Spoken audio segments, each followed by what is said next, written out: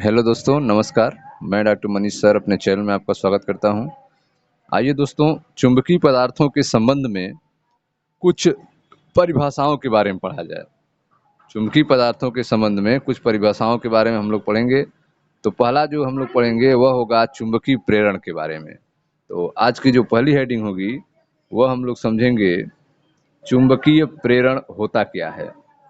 चुंबकीय प्रेरण के बारे में, जिसे वेक्टर बी से लिखा जाता है, चुंबकीय प्रेरण।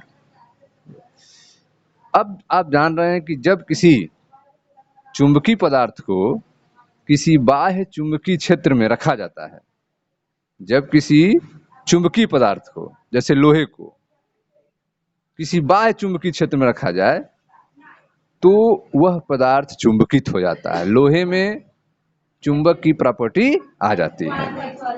तो जब किसी चुंबकीय पदार्थ को किसी बाह्य चुंबकीय क्षेत्र में रखा जाता है तो वह पदार्थ चुंबकित हो जाता है। पदार्थ के इस प्रकार उत्पन्न चुंबकत्व को प्रेरित चुंबकत्व कहते हैं। पदार्थ में इस तरह से चुंबकत्व उत्पन्न हो जाना प्रेरित चुंबकत्व कहलाता है और इस घटना को चुंबकीय प्रेरण कहते हैं। चुंबकीय प्रेरण किसे कहेंगे? जब किसी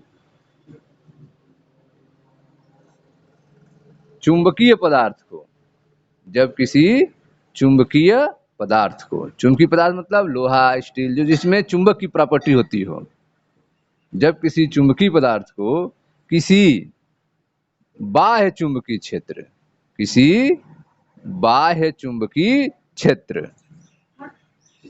किसी बाह्य चुंबकीय क्षेत्र में रखा जाता है, बाह्य चुंबकीय क्षेत्र में रखा जाता है।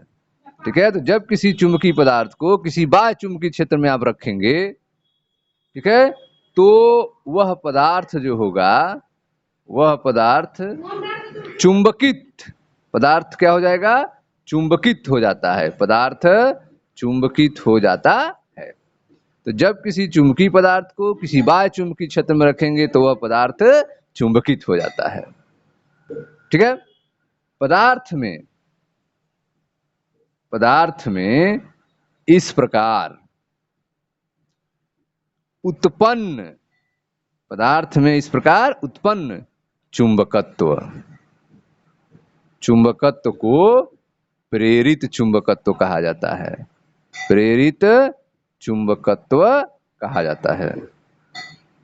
ठीक है, तो आप देख रहे हैं कि जब किसी चुंबकीय पदार्थ को किसी बाह्य चुंबकीय क्षेत्र में रखेंगे तो वह पदार्थ चुंबकित हो जाता है। पदार्थ में इस प्रकार उत्पन्न चुंबकत्व को प्रेरित चुंबकत्व कहते हैं। ठीक है, तथा इस घटना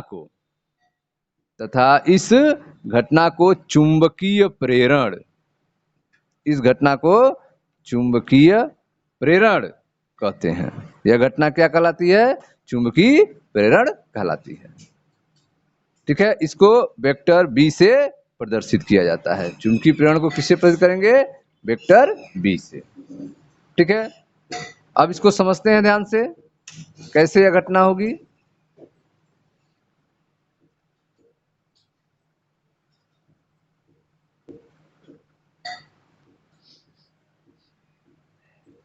मान ले रहे हैं लोहे की एक छड़ जो है एक समान चुंबकीय क्षेत्र में रखी गई है। एक समान चुंबकीय क्षेत्र है, यह जो है एक समान चुंबकीय क्षेत्र हो गया आपका बी। इसमें एक लोहे की छड़ को हम रख दे रहे हैं। मान लें लोहे की एक छड़ को किसी एक समान चुंबकीय क्षेत्र में चुंबकीय बल रेखाओं के समांतर रखा गया है। ठीक है, ये चुंबकीय बल रेखाएं आप देख रहे हैं, इसके समांतर इसको रखा गया है। ठीक है, यह छड़ जो है चुंबकीय प्रेरण द्वारा चुंबकित हो जाता है। यह रखा गया छड़ चुंबकीय प्रेरण द्वारा चुंबकित हो जाता है, जिसमें दक्षिणी ध्रुव जो होगा वह इसके बाईं ओर बनेगा। इधर दक्षिणी ध्रुव, यस, बाईं ओर प्रेरित होगा, जिस पर बल रेखाएं जो होंगी छड़ में प्रवेश करती हैं। बल रेखाएं क्या होंगी? छड़ में प्रवेश करेंगी। बल रेखाएं जो हैं छड़ में प्रवेश करती हैं। यह डॉटेड लाइन से बनाना है, ठीक है। तो बल रेखाएं जो हैं यह छड़ में प्रवेश करती हैं और यह बाईं ओर हिस्सा क्या बनेगा? दक्षिणी ध्रुव बनेगा। और यह जो दाहिना वाला हिस्सा है वह उत्तरी ध्रुव बनेगा। दाहिना वाला हिस्सा जो है उत्तरी ध्रुव बनेगा, जिससे बल रेखाएं निकलेंगी, जिससे बल रेखाएं निकलेंगी, ठीक है। दाहिना वाला हिस्सा जो है दक्षिणी ध्रुव बनेगा, जिससे बल रेखाएं निकलेंगी, और बायां वाला हिस्सा, दाहिना वाला हिस्सा उत्तरी ध्रुव बनेगा, जिससे बल रेखाएं निकलेंगी, और दायां वाला हिस्सा दक्षिणी ध्रुव बनेगा, जिसमें बल रेखाएं प्रवेश करेंगी, जिसमें बल रेखाएं क्या करेंगी? प्रवेश करेंगी, ठीक है। उत्तरी ध्रुव यन दाईं ओर प्रेरित होता है, दाहिने ओर प्रेरित होता है, ठीक है। जिस ओर से बल रेखाएं छड़ में बाहर निकलती हैं, इधर से ही बल रेखाएं छड़ में बाहर निकलती हैं। दक्षिणी ध्रुव, ठीक है, बाएं ओर प्रेरित होगा, जिसमें बल रेखाएं प्रवेश करती हैं। तो इस तरह से आपने देखा कि एक छड़ को एक समान चुंबकीय क्षेत्र में, ठीक है, रख दें तो चुंबकीय बल रेखाओं के समांतर इसको रखना है।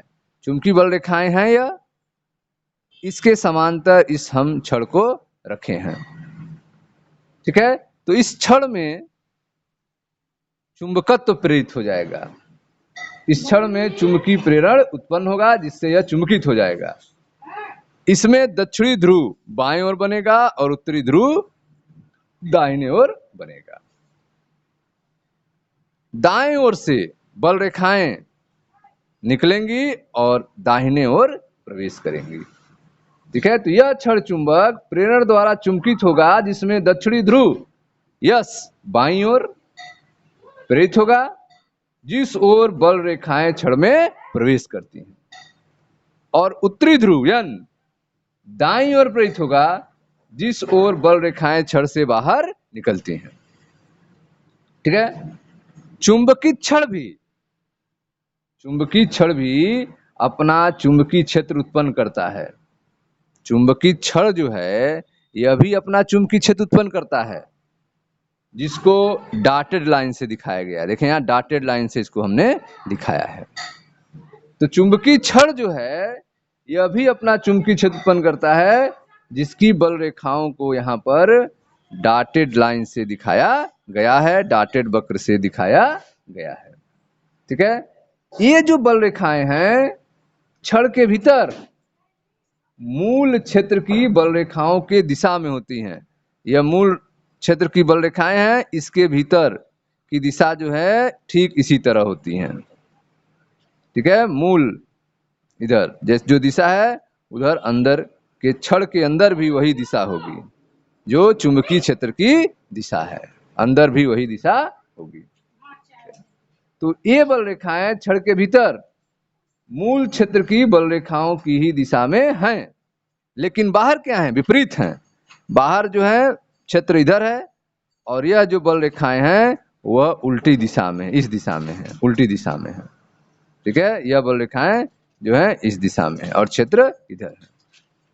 तो आप देख रहे हैं कि बल रेखाएं जो हैं वो छड़ के भीतर मूल क्षेत्र, ठीक है, मूल क्षेत्र की बल रेखाओं के दिशा में है, लेकिन बाहर विपरीत दिशा में है, ठीक है। जिसके कारण छड़ के भीतर बल रेखाओं की सांद्रता बढ़ जाती है। छड़ के भीतर क्या होगा? बल रेखाओं की सांद्रता बढ़ जाएगी, ठीक है। बल रेखाओं का कंसंट्रेशन बढ़ जाएगा भीतर, या फिर हम कह सकते हैं कि चुंबकित छड़ में चुंबकीय फ्लक्स घनत्व बढ़ जाता है। चुंबकीय, ठीक है, छड़ में चुंबकीय फ्लक्स घनत्व बढ़ जाता है। चुंबकीय फ्लक्स घनत्व बढ़ जाता है। जबकि बाहर जो है, छड़ के बाहर कुछ स्थानों पर बहुत क्षीण हो जाता है। छड़ के बाहर कुछ स्थानों पर बहुत कमजोर हो जाता है, लेकिन छड़ के अंदर चुंबकीय फ्लक्स घनत्व बढ़ जाता है। ठीक है। चुंबकीय छड़ के भीतर चुंबकीय बल रेखाओं को चुंबकीय प्रेरण रेखाएं कहा जाता है। चुंबकीय, ठीक है, ये छड़ के भीतर जो बल रेखाएं आप देख रहे हैं, इनको क्या कहेंगे? चुंबकीय प्रेरण रेखाएं कहते हैं। चुंबकीय छड़ के भीतर चुंबकीय बल रेखाओं को, ये जो बल रेखाएं हैं, इनको चुंबकीय प्रेरण रेखाएं कहा जाता है। ठीक है। चुंबकीय प्रेरण रेखाएं जो हैं, वह छड़ के भीतर का घनत्व बढ़ा देती हैं।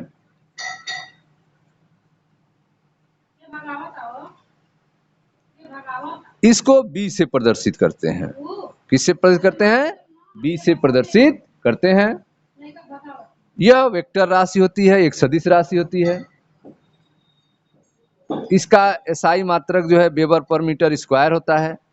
वेबर पर मीटर स्क्वायर होता है, या फिर न्यूटन बटे एम्पियर मीटर होता है इसका मात्रक। अथवा इसको हम टेस्ला भी कहते हैं। सीजीएस पद्धति में इसका मात्रक गॉस होता है। ठीक है। चुंबकीय प्रेरण का एसआई मात्रक weber per metre square, newton per ampere metre, tesla, जबकि सीजीएस पद्धति में मात्रक गॉस होता है। ठीक है। तो इस तरह से आपने देखा चुंबकीय प्रेरण के बारे में, बी के बारे में। अब हम लोग दूसरी टॉपिक पढ़ेंगे, चुंबकन तीव्रता के बारे में।